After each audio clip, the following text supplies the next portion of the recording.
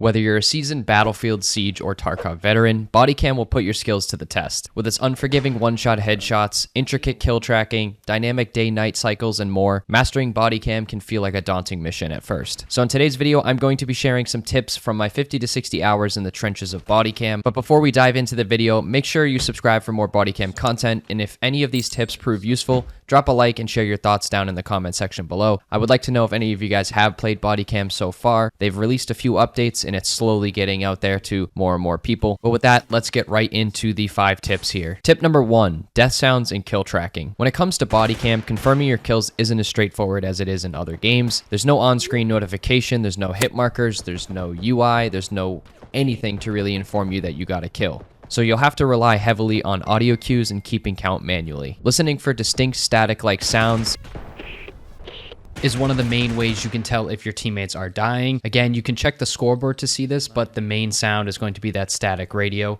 That means a teammate has been eliminated. You will hear the audio crackling from the actual device itself. Additionally, enemies emit a distinct death grunt upon elimination. That's one more dead. Depending on how you kill your enemy is going to determine if you're going to hear that death grunt. It is somewhat of a rare occurrence, but there is an audio cue when you do get that kill. You kind of have to listen for it, but again, it depends how you kill them. It's pretty grueling when you do hear it. You hear people like dying and choking on their own blood and just doing the death groan.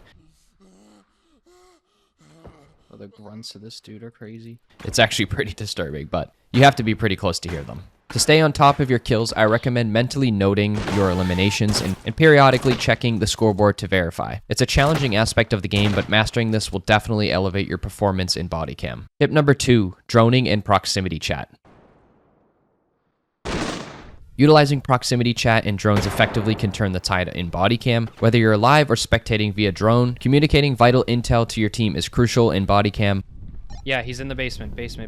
Left of the stairs, T-Bone, if you can hear me. But remember that enemies can hear your proximity chat, so be strategic with your communication to avoid giving away any positions. You're going to want to use your drones not only for reconnaissance, but also as distractions by buzzing around the enemy, creating noise. Come on, dude. Don't be like this. I just want you to come out and have a fair gunfight. Just the fairest gunfight that you could ever have. You don't have to stay back there. Really, you could die. You can actually force your opponents to reveal their position or divert their attention away from your teammates, giving your team a tactical advantage. One thing I kind of want to harp on here is, just like Siege, giving the minimum amount of callouts is the best thing that you can do. If you're talking too much on the drone and you're talking directly to your teammate, it's going to lead the enemy to think that your teammate is right next to your drone, when typically that's kind of what it is. Your drone only goes so far, so you do have to kind of hover around your teammate. So be quick and concise, and try not to give any specific callouts to your teammate's location. Using generalized callouts is going to be the best thing you can do. Tip number 3 is going to be flashlights. And I know you're going to say flashlights, how could that possibly be a tip? But in this game, darkness is an enemy. Take a look at my schlong on the wall, dude. Look at that thing, dude. He's huge. With Bodycam's dynamic day-night cycles, darkness can be the biggest enemy in Bodycam. Every weapon comes equipped with a flashlight, and the default key is F to illuminate dark areas. But be cautious, enemies can spot your light and pinpoint your location. To mitigate the risk of your light being exposed to the enemy, practice bursting your flashlight instead of leaving it on continuously. Toggling it on and off really quick can definitely help. This brief burst provides enough visibility without compromising your stealth. Mastering the flashlight and laser usage is essential for navigating the darkest corners of Bodycam maps. And again, when I say this game gets dark, it gets very, very dark. On certain maps, like the Russian building map, you are literally not able to see 2 feet in front of you without putting on a flashlight, flashing it on, or a laser sight. With tip number 3 out of the way, let's hop into tip number 4, and that's going to be leaning.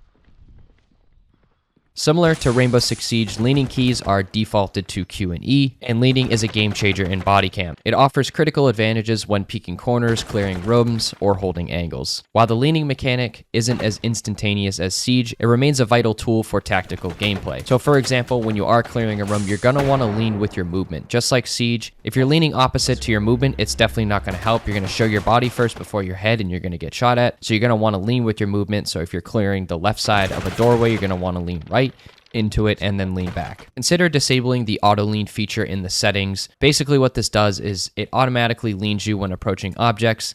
While it enhances immersion, it can be more of a hindrance during intense gunfights. Opting for manual control over leaning ensures you maintain precision and control in every engagement. I found that walking up to cluttered areas, I auto-lean, or I walk up to a doorway and it auto-leans when I don't want to.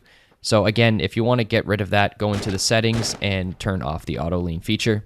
Wrapping up the video is going to be tip number 5, and that's the practice range. I often emphasize the importance of utilizing practice range in games with my tips videos. Though many players tend to overlook them in Bodycam, engaging with the practice range is very important for mastering gun mechanics. Learning how they move, shoot, and aim is critical to improving your gameplay in Bodycam, just like every other game. Prioritizing mastery of recoil patterns before entering live matches can significantly enhance your initial gameplay experience. The practice range provides access to all weapons in the game, excluding sights, though this is a feature I hope to see added in the future. This comprehensive facility includes sections for shooting stationary and moving targets at various distances, analyzing bullet patterns up close on the concrete walls, and navigating through a close quarters combat course designed for close quarters combat. This course also features targets that emit the distinct radio death sound that I was discussing in tip number 1. So utilizing the practice range is honestly probably one of the bigger tips that I want people to get in their head for almost all games. Learning how to lean, how the movement works, how gun recoil works,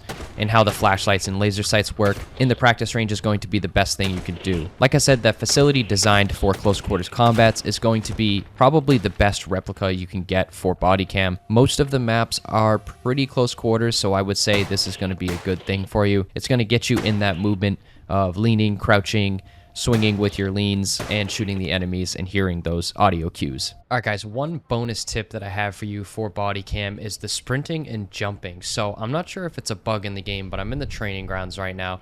When you sprint and jump, you get a small little boost, and I don't know if it actually is a bug, but you can see your character kind of hop forward. It definitely helps out a little bit, and it's something kind of small. You get a little bit of a speed boost, and your character moves up a little farther. Pairing this with the Alt key as well gives you your sprint, and then jumping gives you a little visual buff. I don't know if it actually gives you too much boost, but you can kind of see your character go forward. Maybe it's just the way the camera is actually placed, but also jumping in this game just helps in general. You can jump up on a lot of stuff.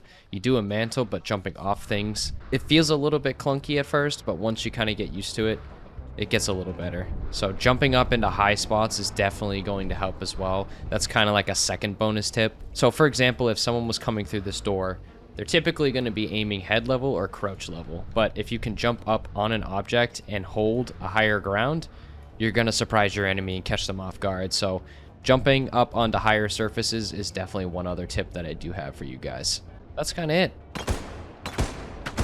So with these tips in your arsenal, you are better equipped to navigate the challenges of Bodycam and elevate your gameplay. Stay tuned for more insights and strategies to conquer this demanding battlefield, and don't forget to subscribe for future Bodycam content, and let me know your thoughts down in the comments below. And again, if this video helped you learn something new about Bodycam or these tips proved useful, please leave a like on the video as it greatly helps push this video into YouTube's algorithm. Drop a comment down below if any of these tips did help you. Let me know which ones did. Let me know as well if you guys have played Bodycam down below in the comments, and let me know your opinion on the game itself. I know a lot of people say that it's just a copy of Unrecorded.